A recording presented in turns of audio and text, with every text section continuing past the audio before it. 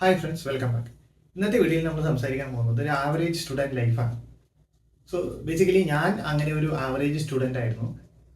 So average student എന്ന് ഞാൻ ഉദ്ദേശിക്കുന്നത് ബുജികൾ എന്നൊക്കെ പറയുന്ന ഫസ്റ്റ് ബെഞ്ച് സ്റ്റുഡൻസും അല്ല, ഉഴപ്പന്മാർ എന്ന് പറയുന്ന ലാസ്റ്റ് ബെഞ്ച് സ്റ്റുഡൻസും അല്ല. അതിൻ്റെ മിഡിലിൽ ഇരിക്കുന്ന ഒരു മിഡിൽ ബെഞ്ച് സ്റ്റുഡൻസ് ആണ് ആക്ച്വലി ഞാൻ ഈ ആവറേജ് സ്റ്റുഡൻസ് എന്നുകൊണ്ട് ഉദ്ദേശിക്കുന്നത്. അവരുടെ ലൈഫും ഏകദേശം എന്താ പറയുക, ഈ മിഡിൽ ക്ലാസ് ലൈഫിലേക്ക് എത്തിപ്പെടുന്നതാണ് സാധാരണയായിട്ട് ഞാൻ കണ്ടിട്ടുള്ളത്. ഞാൻ അനുഭവിച്ചത് കൊണ്ടാണ് ഞാൻ ആ ഒരു കാര്യം പറയുന്നത്. കാരണം ഈ പഠിപ്പിസ്റ്റുകൾ ബുജികൾ എന്നൊക്കെ വിളിക്കുന്നവരൊക്കെ അത്യാവശ്യം പഠിച്ചു കഴിഞ്ഞ് നല്ല വല്ല ഹയർ പൊസിഷൻ അല്ലെങ്കിൽ നല്ല ജോലിയിൽ എത്തിപ്പെടുന്നത് കാണാൻ പറ്റും. മാത്രമല്ല ഈ ഉഴപ്പന്മാരൊക്കെ പറയുന്ന ആൾക്കാരും അത്യാവശ്യം വല്ല ബിസിനസ്സോ അല്ലെങ്കിൽ പുറം രാജ്യങ്ങളിൽ പോയി രക്ഷപ്പെടുന്നതോ അങ്ങനെയൊക്കെ ഞാൻ കണ്ടിട്ടുണ്ട്. പക്ഷേ ഈ ആവറേജ് സ്റ്റുഡൻസ് അത്യാവശ്യം പഠിക്കുകയും ചെയ്യും, ഈ പാസ്സാവുകയും ചെയ്യും. പക്ഷേ അവർക്ക് ഒരു നല്ലൊരു പൊസിഷനിൽ എത്താൻ പറ്റാതെ ബുദ്ധിമുട്ടുന്ന എത്രയോ ആൾക്കാരെ ഞാൻ നേരിട്ടും കണ്ടിട്ടുണ്ട്. ഞാൻ അങ്ങനെ ഒരു സ്റ്റേജിൽ കൂടി കടന്നുപോയ വ്യക്തിയും കൂടിയാണ്. സോ ബേസിക്കലി അങ്ങനെയുള്ളവരുടെ ഒരു ലൈഫ് സൈക്കിൾ എന്ന് പറയുന്നത് ജസ്റ്റ് നമ്മളെ പാസ്സാവുന്നു, എന്താണോ പ്ലസ് ടു ആണോ ഡിഗ്രി ആണോ, ഡിഗ്രി പാസ്സാവുന്നു. എൻ്റെ കേസിലാണെങ്കിൽ ഞാൻ എഞ്ചിനീയറിംഗ് ആണ് പഠിച്ചത്. എഞ്ചിനീയറിംഗ് പാസ്സാവുന്നു, കുറച്ച് സപ്ലികളൊക്കെ ഉണ്ടാവുന്നു, തട്ടിമുട്ടി ചെറിയൊരു വല്ല ജോലിക്കും പോകുന്നു. ഞാൻ ആ സമയത്തൊക്കെ ഒരു 6,000 രൂപ സാലറി ഉള്ള ഒരു ജോലിക്ക് നാട്ടിൽ തന്നെയാണ് പോയത് ഒരു വർഷത്തോളം.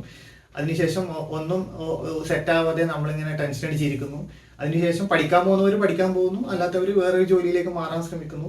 എന്നെ സംബന്ധിച്ചിടത്തോളം ഞാൻ M.Tech പഠിക്കാനാണ് പോയത്. അത് പഠിച്ചതിന് ശേഷം വീണ്ടും കിട്ടുന്ന ജോലി എന്ന് പറയുന്നത് 15,000 20,000 രൂപയുള്ള സാലറിയുള്ള ജോലിയിലേക്ക് മാറുന്നു. പിന്നെ നമ്മുടെ ഒരു ലൈഫ് എന്ന് പറയുന്നത് മിഡിൽ ക്ലാസ് ലൈഫ് ആയിരിക്കും. വീട്ടിൽ സാമ്പത്തിക സ്ഥിതിയൊന്നും ഇല്ലാത്തവരാണെങ്കിൽ നല്ല ബുദ്ധിമുട്ടുണ്ടായി കാണും. ബാധ്യതയൊക്കെ ഉള്ളവരാണെങ്കിൽ അതിനേക്കാളും ബുദ്ധിമുട്ടുണ്ടാവും. ഞാൻ ഈ സ്റ്റേജിലൊക്കെ കടന്നു പോയതാണ്. സോ എനിക്ക് ഇതൊക്കെ നന്നായി അറിയാം. സോ നമ്മൾ ജോലി കിട്ടിക്കഴിഞ്ഞതിന് ശേഷമാണ് ആ ഒരു മിഡിൽ ക്ലാസ് ലൈഫ് എന്ന് പറയുന്നത്. കാരണം നമ്മൾ ആവശ്യത്തിന് ബാധ്യത നമ്മുടെ കയ്യിലുണ്ടാവും. കാരണം നമുക്ക് സാലറി കിട്ടുന്നു, നമ്മുടെ എക്സ്പെൻസ് കവർ ചെയ്യുന്നു, സാലറി തികയുന്നില്ല, അപ്പോൾ നമ്മൾ ലോൺ എടുക്കുന്നു. അതിൻ്റെ ഇടയിൽ തന്നെ നമ്മുടെ ബാക്കി കാര്യങ്ങൾ വരുന്നു. വീട് കെട്ടുന്നവർക്ക് വീട്ടിൻ്റെ ലോൺ വരുന്നു, പിന്നെ കല്യാണം കഴിക്കുന്നതിൻ്റെ എക്സ്പെൻസ് വരുന്നു, അതുപോലെ പല പല എക്സ്പെൻസ് വരുന്നു. പക്ഷെ നമ്മുടെ സാലറിയുമായി വെച്ച് നോക്കുമ്പോൾ എക്സ്പെൻസ് വളരെ കൂടുതലായിരിക്കും. സോ നമ്മൾ എന്ത് ചെയ്യും, ആക്ച്വലി നമ്മൾ ഫ്രണ്ട്സിനോട് കടം വാങ്ങിയോ, ക്രെഡിറ്റ് കാർഡ് ഉപയോഗിച്ചോ, അല്ലെങ്കിൽ ലോൺ എടുത്തോ, ഇങ്ങനെയൊക്കെ അഡ്ജസ്റ്റ് ചെയ്ത് മുന്നോട്ട് പോകും. സോ ആക്ച്വലി ആ മിഡിൽ ക്ലാസ് ലൈഫ് എന്ന് പറയുന്ന സമയത്ത് നമുക്ക് വരുമാനം കിട്ടുന്നു, ആ വരുമാനത്തിനനുസരിച്ച് നമുക്ക് ജീവിക്കാൻ പറ്റുന്നില്ല, നമ്മൾ വീണ്ടും കടത്തിലേക്ക് പോകുന്നു. So pay check to pay check എന്നൊരു സിറ്റുവേഷനിൽ കൂടിയാണ് മോസ്റ്റ് ഓഫ് ദി ആവറേജ് സ്റ്റുഡൻസും കടന്നു പോകുന്നത്. അതിൽ നിന്ന് എസ്കേപ്പ് ചെയ്യണം എന്നുള്ള ഒരു ആഗ്രഹം കൊണ്ട് ഞാൻ എന്താ പറയുക, ഫിനാൻഷ്യൽ ഫ്രീഡം എന്നൊരു സ്റ്റേജിൽ എത്തണം എന്ന് ആഗ്രഹിച്ച് പലതും ചെയ്യാൻ ശ്രമിക്കുന്ന ഒരു വ്യക്തിയാണ് ഞാൻ. അങ്ങനെ ഒരു സ്റ്റേജിൽ എത്തിയിട്ടില്ല, പക്ഷെ ഒരു 40 വയസ്സൊക്കെ ആകുമ്പോൾ അങ്ങനെ ഒരു സ്റ്റേജിൽ എത്തണം എന്ന് ആഗ്രഹിക്കുന്ന ഒരു വ്യക്തിയാണ് ഞാൻ. സോ ഇങ്ങനെ ഒരു സ്റ്റേജിലൊക്കെ കടന്നു വന്ന് ഞാൻ അതിൽ നിന്ന് എസ്കേപ്പ് ചെയ്യാൻ ശ്രമിക്കുന്ന സ്റ്റെപ്പുകളാണ് ഇനി പറയാൻ പോകുന്നത്.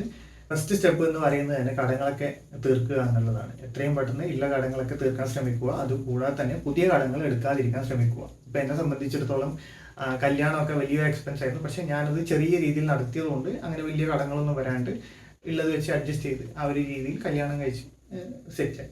എന്നെ സംബന്ധിച്ചിടത്തോളം കല്യാണ ചെലവ് ഞാൻ വളരെ ചുരുക്കിയാണ് കഴിച്ചത്. ഏകദേശം 50 പേരെ വിളിച്ച്, അടുത്ത 50 പേരെ മാത്രം വിളിച്ച് ചെറിയ രീതിയിലാണ് കല്യാണം കഴിച്ചത്. വലിയ രീതിയിൽ എക്സ്പെൻസ് ഒന്നും ചെയ്തില്ല. അതുകൂടാതെ തന്നെ ഈ ഹോം ലോൺ എടുത്തില്ല. അത്യാവശ്യം പറ്റാവുന്ന ഒരു ചെറിയ വീട് വെച്ച് അങ്ങനെ ഒരു സ്ഥലത്തേക്ക് മാറി എന്നേ ഉള്ളൂ. ഏകദേശം ജോലി ചെയ്യാൻ തുടങ്ങി തന്നെ 10 വർഷം ആവാറായി. അപ്പം ഇപ്പോഴാണ് ആക്ച്വലി എൻ്റെ കടങ്ങളൊക്കെ ക്ലിയർ ആയത്. സോ ഇത്രയും വർഷം ഞാൻ ആ കടങ്ങൾ എത്രയും പെട്ടെന്ന് തീർക്കുക എന്നുള്ള രീതിയിൽ കണ്ടിന്യൂ ചെയ്തുകൊണ്ട് വരികയായിരുന്നു. അതിൻ്റെ കൂടെ തന്നെ ഇൻവെസ്റ്റിംഗ് സ്റ്റാർട്ട് ചെയ്തു. കാരണം ഇൻവെസ്റ്റിംഗ് സ്റ്റാർട്ട് ചെയ്യാതെ നമുക്ക് ഇതിൽ നിന്ന് എസ്കേപ്പ് ചെയ്യാനുള്ള ഒരു ഓപ്ഷൻ ഇല്ല. കാരണം നമ്മുടെ ഗോൾ എന്ന് പറയുന്നത് ഒരു ഫിനാൻഷ്യൽ ഫ്രീഡം എന്നുള്ളൊരു സ്റ്റേറ്റ് ആയിരിക്കണം. കാരണം നമുക്ക് നാളെ ഈ വരുമാനത്തെക്കുറിച്ച് ചിന്തിക്കാതെ ജീവിക്കാൻ പറ്റുന്ന ഒരു സ്റ്റേജ് എത്തണം.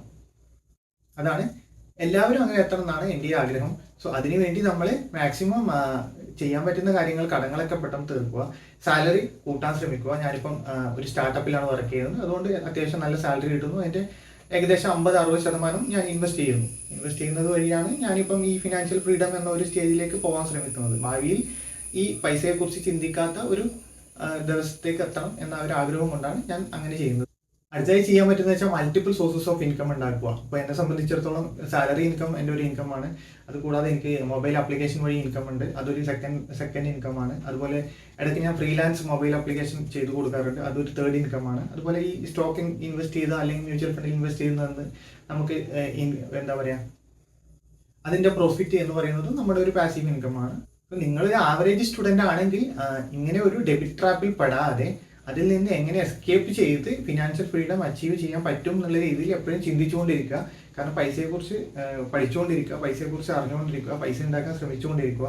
അല്ലാതെ നമുക്ക് ആ ഒരു റാറ്റ് റേസ് നിന്ന് എസ്കേപ്പ് ചെയ്യാനുള്ള ഓപ്ഷൻസ് ഒന്നും ആരും നമുക്ക് കൊണ്ടുതരില്ല. നമ്മൾ തന്നെ സ്വയം ശ്രമിക്കണം. നമ്മൾ ശ്രമിക്കാതെ നമ്മൾ ഒരിക്കലും രക്ഷപ്പെടില്ല. കാരണം നമ്മൾ ട്രൈ ചെയ്താൽ മാത്രമേ അല്ലെങ്കിൽ ഫിനാൻഷ്യൽ സ്റ്റെബിലിറ്റി എന്നൊരു സ്റ്റേജിലേക്ക് നമുക്ക് എത്താൻ പറ്റുകയുള്ളൂ. ഇപ്പോൾ ഫിനാൻഷ്യൽ ലിറ്ററസി എന്ന് പറയുന്നത് പല ആൾക്കാർക്കും വളരെ കുറവ് മാത്രമേ ഉള്ളൂ. നമ്മളെയൊക്കെ സംബന്ധിച്ചിടത്തോളം ഈ പൈസയെക്കുറിച്ച് പറഞ്ഞു തരാനോ പൈസ ഉണ്ടാക്കുന്നതിനെ കുറിച്ച് പറഞ്ഞു തരാനോ ആൾക്കാരൊന്നും കൂടുതൽ കാണില്ല. സോ നമ്മൾ അതിനെക്കുറിച്ച് കൂടുതൽ പുസ്തകങ്ങളിൽ വായിക്കുക, യൂട്യൂബ് വീഡിയോസ് കാണുക, അതിനെക്കുറിച്ച് പഠിക്കാൻ ശ്രമിക്കുക. അങ്ങനെ പഠിച്ചെങ്കിൽ മാത്രമേ നമുക്ക് ആ ഒരു സർക്കിളിൽ നിന്ന് പുറത്തേക്ക്, ഒരു കംഫർട്ട് സോണിൽ നിന്ന് നമ്മുടെ പുറത്തേക്ക് രക്ഷപ്പെടാൻ സാധിക്കുകയുള്ളൂ. Thank you. അടുത്തൊരു വീഡിയോയുമായി കാണാം.